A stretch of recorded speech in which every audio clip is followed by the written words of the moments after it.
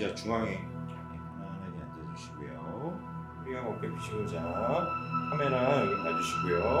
자 편안하게 힘주시고 자 갑니다. 하나 둘.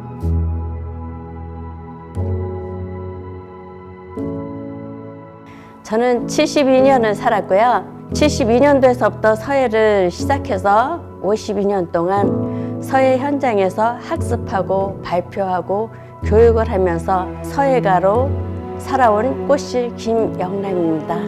한글서예 은사 선생님께서 꽃으로 만든 실로 많은 사람들을 엮으라고 꽃실이라는 호를 지어주셨습니다. 오랜 동안 저의 그 산 경험과 체험이 많았습니다. 그래서 주위 분들로부터 자서전을 한번 써보라는 권유를 많이 받았는데 바쁘다는 핑계로 차일피일 미루고 있었습니다. 그러던 중 각별하신 지인으로부터 소개를 받아서 이렇게 좋은 기회를 갖게 되었습니다. 이 자리를 비롯해서 감사드립니다.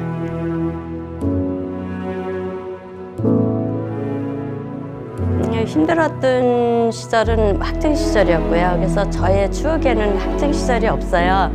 강원도 산골에서 태어나갖고 친구들이 하나도 없었어요. 학교 다니면서 먼 거리를 2시간 반 걸어야 됐고 아르바이트 해야 됐고 밤중에 넘어가다가 또 밭에서 일을 해야 그거를 내가 안 하면 안 되는 줄 알았거든요. 회구해서 가다 보면은 12시 넘고 이러는데 공부하랴 이거 하랴 일하랴 그런 반복 속에서 저의 일상은 진짜 없었던 것 같아요. 그래갖고 학교 생활은 친구도 없고 지금까지. 제가 고등학교 졸업하자마자 금성통신에 입사를 했습니다. 현장의 반장이었던 사람이었는데 굉장히 우직하고 듬직한 분이 있어서 오랜 동안 보다가 둘이 이렇게 사귀게 됐어요. 그래서 10년 이상 사귀다가 결혼을 하게 됐습니다. 충청도 시골에 장남한테 결혼했는데요. 딸만 둘 낳게 됐어요. 늘 고맙죠. 제가 손길이 많이 못해줘도 잘 자라서요. 그리운 시절보다 그립다면 엄마가 지금 살아계셨으면 얼마나 좋아하실까. 제가 결혼하기 전에 돌아가셨기 때문에 그 어머니가 지금 계시다면 엄마라는 단어를 쓸 수 있다면 그게 제일 지금 그리웠고요.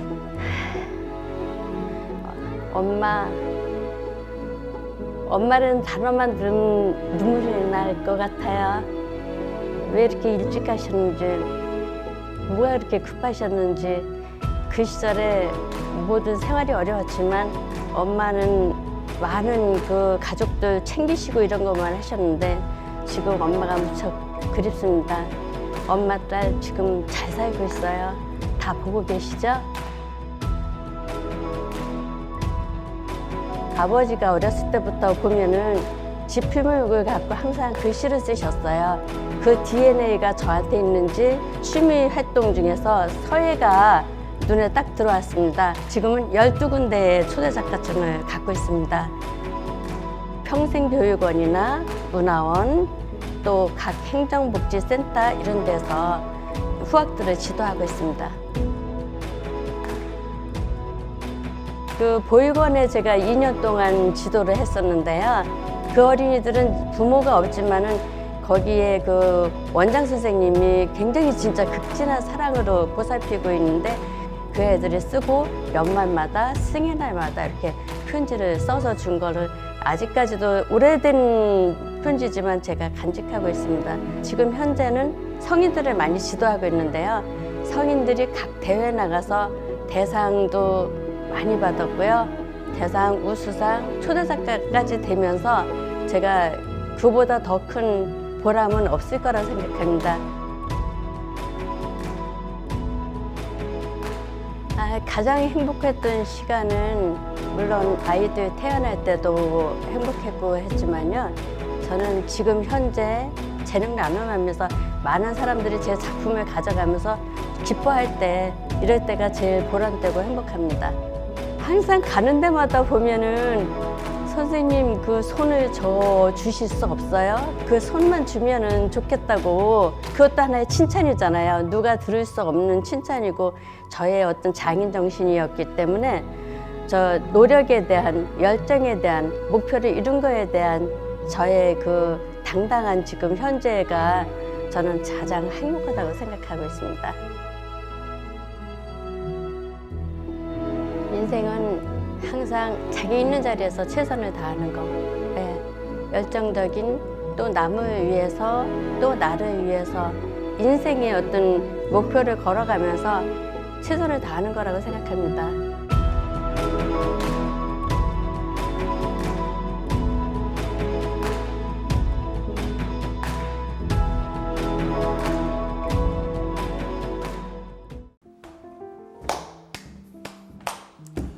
예, 반갑습니다. 이번 시간에는 인간 허춘정에 대해서 알아보는 수업을 시작하겠습니다. 저 이름은 허춘정입니다. 금년도에 당 70세이고요. 저는 고향은 경북 봉화 물야 두문리로 약간 산간 농촌 지역입니다. 저희들도 아주 넉넉한 집안이 아니고 한 논10마지기하고 뭐 한 소 2마리 이 정도로 가지고 저희들 6남매를 고등학교까지 졸업을 시켰는 그런 집이었습니다. 어릴 때 하도 많이 아파서 2살 아래 친구들하고 같이 그러니까 저는 10살이죠. 10살에 초등학교를 들어갔는데 지금도 초등학교 2학년까지 기억은 거의 없습니다. 좀 안 좋은 기억이지만은 초등학교 3학년 때 구구단을 제대로 못 외워가 나머지 공부하다가 바로 위에 형이 그 당시에 6학년이었는데 형은 뭐 전교 거의 뭐 제일 잘 나가는 그럴 정도로 잘 나가는 형이었는데 동생이 나머지 공부하는 걸 봤으니까 그냥 놔둘 데가 없죠. 그래서 엄청 혼이 나는 기억이 납니다. 그러고 나서 제가 뭐 여하튼 공부하기 시작해서 그 3학년 때부터 중학교 3학년까지 줄곧 우등상을 받으면서 졸업을 했습니다. 정말 뭐 저는 원래 꿈은 선생님을 하고 싶은데 대학 진학은 사실은 저는 못했습니다. 경제적인 어떤 뭐 여유도 있고 이래서 우선 군대를 제대하면서 형님들도 결혼 대부분 했고 이런 행편인데 뭐 총각이 엄마한테 용돈 탔쓴다는 게 참 마음적으로 좀 부담스러운 생각이 많이 들더라고요. 그래서 사실은 형님들이나 엄마 모르게 말단 공무원 시험을 응시를 했어요. 그래서 수석학교를 하고 나니까 이제 저보다도 먼저 형님이 알고 그걸 부모님에게 말씀드리고 이래서 엄마가 저녁에 같이 앉아 대화하면서 아무 말도 안 하고 일어서면서 니도 명색이 하나 하는 소리가 지금도 머리에 띵하게 만들어줍니다. 그 길이 이제 돌아는 게 평생 직업이 됐죠. 그래서 38년간 면석이, 군석이 거쳐서 경북도에 와가 서기관 과장으로 명예퇴직을 했어요.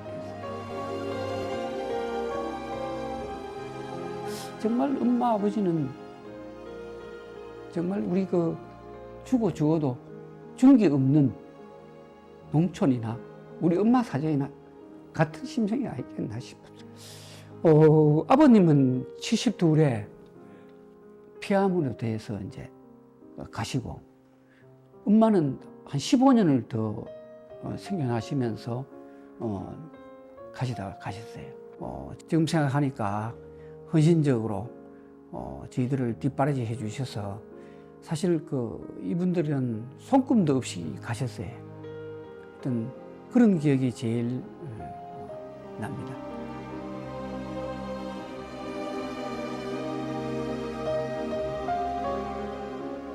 하늘나라 계실 어머님, 아버지, 언젠가는 다시 만날 기회가 있겠지만은, 만날 때 사실 서로가 반가운 얼굴로 만날 수 있도록 해주시고, 우리가 얼마 남았는지 모르지만 끝까지 좀 지켜봐 주십시오.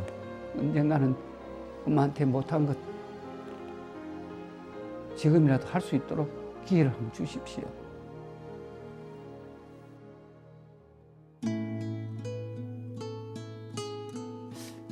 최고의 순간이라 그러면 뭐 지금의 가족을 만난 게 참 사실 그렇겠죠. 그런데 그것보다는 저는 그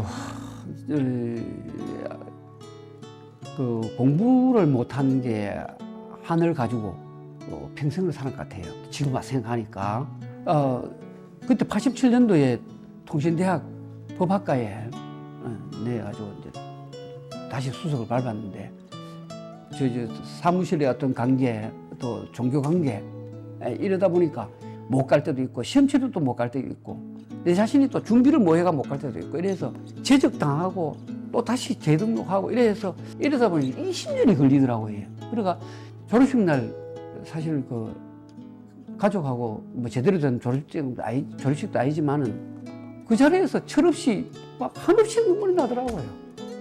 그때가 제일 기뻤는 것 같아요.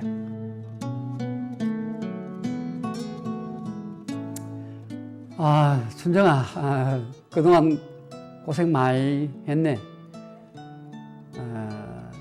챙겨보면은 좋은 점도 많지만은 후회스러운 점도 아주 좋은 점에 못지않게 많은 것 같은데, 앞으로는 좀 더 여유를 가지고 세밀하게 아주 주어진 시간을 소중하게 보듬으면서 가꾸어 나가는 게 옳은 방향이 아니겠나.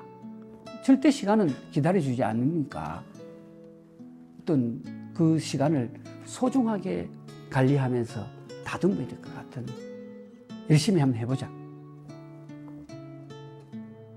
좀 부끄럽습니다. HCN은 내가 나오는 TV 많이 시청해 주십시오. 화이팅!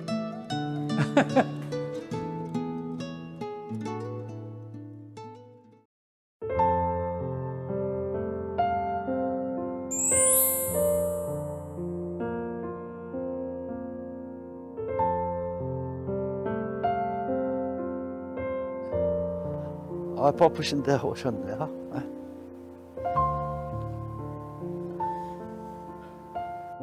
예, 저는 1946년 6월 1일 청원군 오창면 북현리에서 출생한 김상호입니다. 현재는 정년을 하고 정치인의 일을 보고 있으며, 또 행정동우회라고 해서 행정기관에 근무했던 분과 같이 사회에 봉사하는 그런 모임체를 결성했는데, 거기서 회장직을 맡고 있습니다.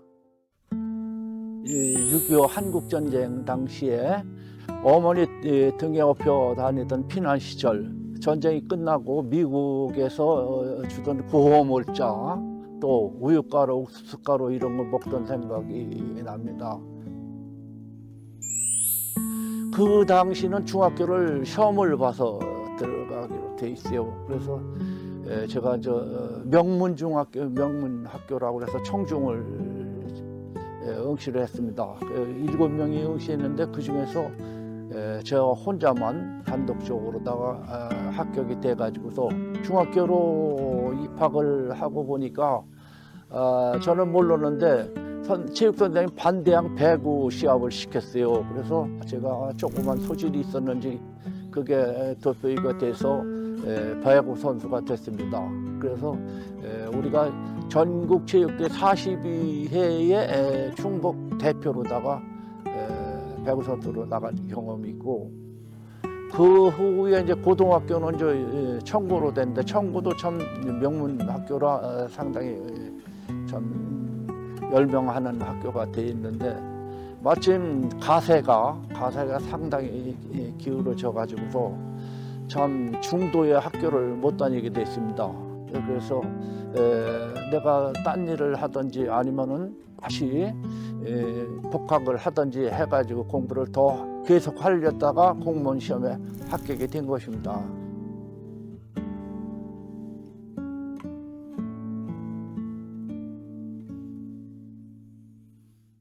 마침 그때 군대를 입대를 하기 전에 1월 21일 김신조 사건이 일어났어요. 김신조 무전공비 청와대 테러 사건이 일어나 가지고서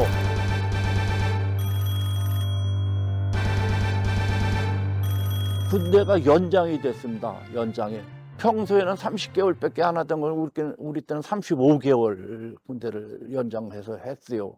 그래서 그 당시에 집에 계신 부모님들은 나를 믿고서 생계를 유지했는데 내가 35개월을 생계비를 못 저기 하니까 상당히 어려움을 겪으셨어요. 부모님들이.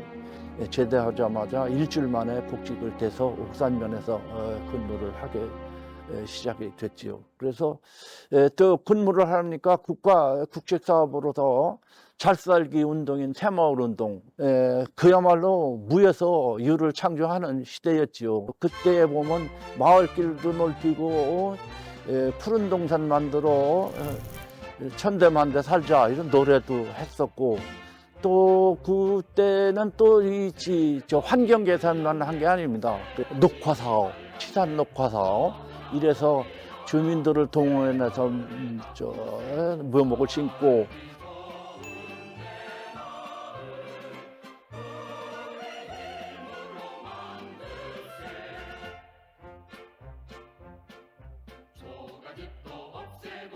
혼자 살아니까 너 밥 해주기 힘들다. 어느 장가 들어가지고서 나 밥 좀 얻어먹게 해라. 이렇게 해가지고 일찍 들었어요. 기억에 남는 것은 졸업식 때가 제일 좋았어요. 졸업식 때. 저는 직장에 있기 때문에 거기에서 참석을 늦게 합니다. 잠깐 외출 정도로 해가지고서 사진만 찍고 오는데, 졸업하는 날은 짜장을 주로 먹었습니다. 짜장 그거 먹으면은 아이들이 잘 먹고, 또 짜장이 제일 맛있었다니까요. 그 시절은.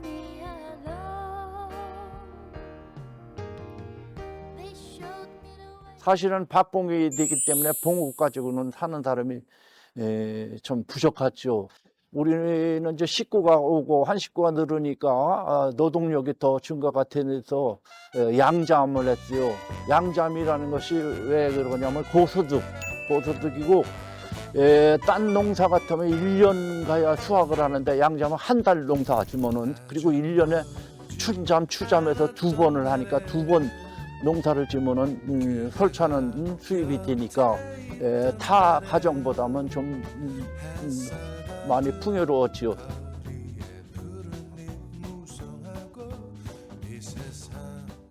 그다시 행정이라는 건 전부 손으로 써가는 숙이기 때문에 투표인 명분이 세금, 고지서니 전부 손으로 썼기 때문에 거의 동네 분들 다 알아요.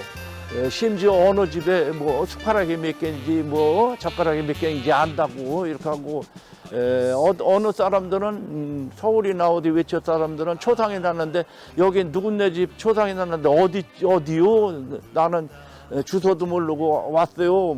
그렇게 이상 얘기를 해요. 그러면 제가 안내를 해드리고.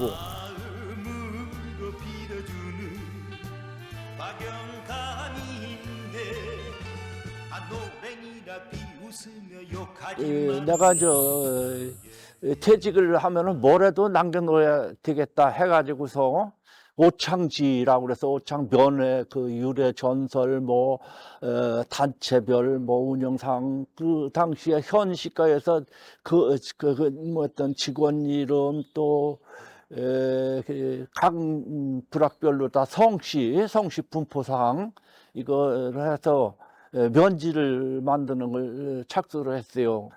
저 혼자만 안 되고 충북대학 교수하시던 임동철 교수님이 지도하시고 그래가지고 그때 책으로 다 엮어놨어요. 그것만은 또 제가 공직생활한 중에서도 자부하고 싶습니다. 뭐 딴 건 뭐 그렇다 하더라도. 녹조 군정 훈장을 받았고 제일 보람 있는 것은 청백봉사상.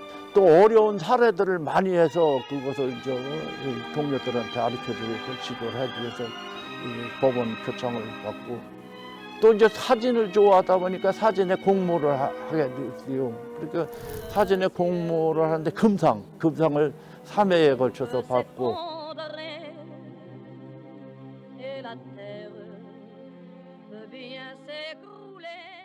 어르신께서 생각하는 인생이라는 게 뭐라고 좀 생각하십니까?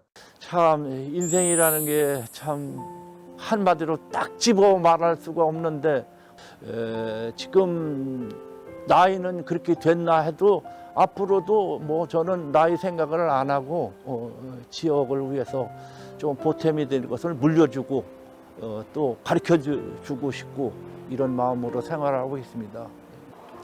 삶의 실은 너무 어려운데 저는 뭐 삶이라는 것이 미완성이라고 생각을 합니다. 완벽한 건 없어요. 어디든지 틈새가 있기 마련인데 그 틈새가 조금이라도 줄이려고 완벽에 가까우려고 완벽하려고 하는 것이 인생의 삶이 아닌가 이렇게 생각을 하고 또 자기만 지득한 뭐 기술이라든가 지식이라든가 이런 것은 꼭 남한테 전하고서 하는 게 좀 이게 인생 윤리가 아닌가 이렇게 생각을 하고 있어요. 대단한 과제인데요. 상우야, 너 벌써 머리가 희끗한 80이라니 너나 나나 없던 시절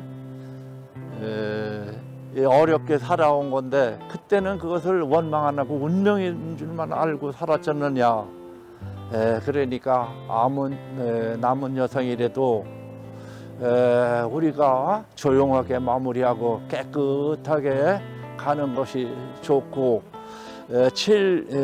친구 일가 친척 모두 한번 만나보고서 그 어렵던 시절을 회상하며 같이 가서 우리 저 세상에서 만나자. 거기에는 상우도 있고 너 친구 용소리도 있고 재석이도 있고 다 있을 것이다. 그때는 마음 놓고 뭐 걱정 없이 한번 다시 만나자 이렇게 전하고 싶어요.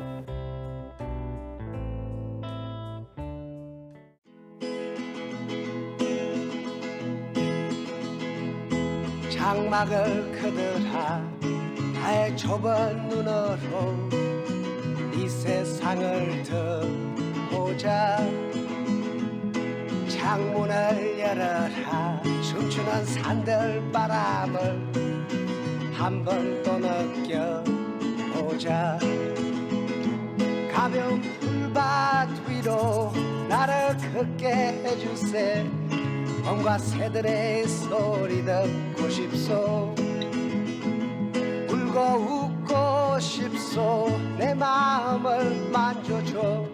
나는 행복의 나라로 갈 테야.